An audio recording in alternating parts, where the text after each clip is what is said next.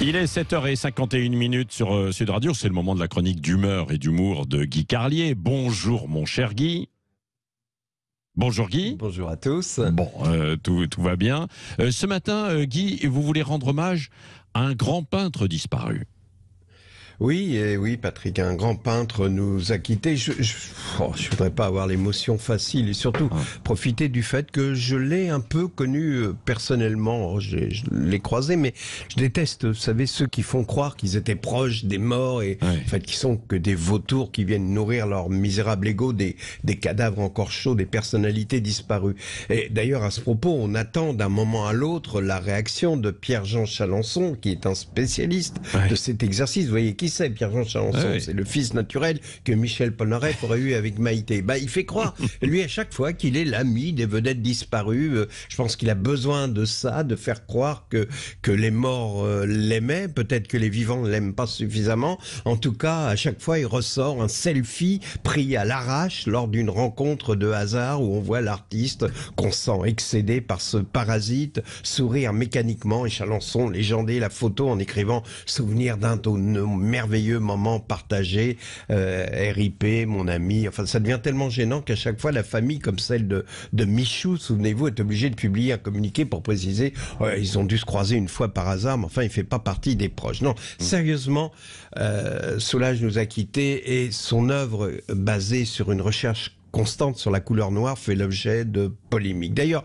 rien que le mot noir pose des problèmes aux journalistes. Le politiquement correct est tellement présent qu'on n'ose plus parler du noir de Soulage. Et de la même façon que les bien-pensants disent gens de couleur au lieu de noir, expression en passant bien plus gênante. Je me demande si les gens des Inrocks, au lieu de parler des noirs de Soulage, vont dire les couleurs de Soulage. Enfin bref, la peinture de Soulage, c'est comme tout ce qui est art contemporain. Ça fait évidemment l'objet de polémiques. J'ai vu hier soir à la télé un extrait d'un reportage sur la visite d'une classe de CM1 lors d'une expo de Soulage il y a quelques années. Le journaliste demande son avis à un gamin sur une série de toiles monochromes et le gamin répond c'est comme dans la classe quand la maîtresse a mal nettoyé le tableau.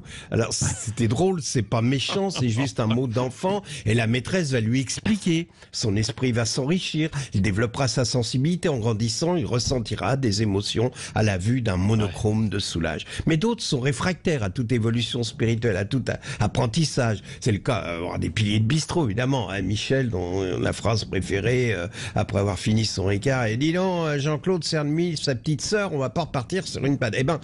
Ne nous moquons pas de Michel. Il a vécu dans un milieu défavorisé, il est ouvrier d'entretien, il se sent méprisé au boulot, à la maison, par sa femme, ses enfants. Alors, il est le roi du bistrot, il balance des conneries pour se faire remarquer, pour qu'on le reconnaisse un peu.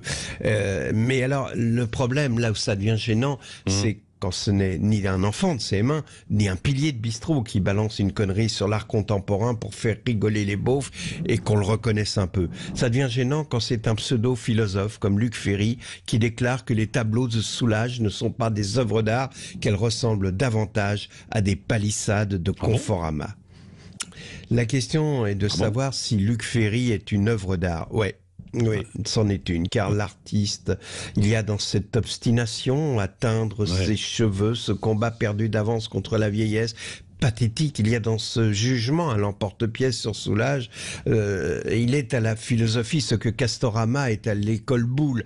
C'est drôle de n'aimer pas le noir et d'être fasciné à ce point par le néant. Alors, avec Luc Ferry, pas plus dans le domaine de la peinture que de la philo, noir c'est noir, il n'y a vraiment plus d'espoir. Noir c'est noir.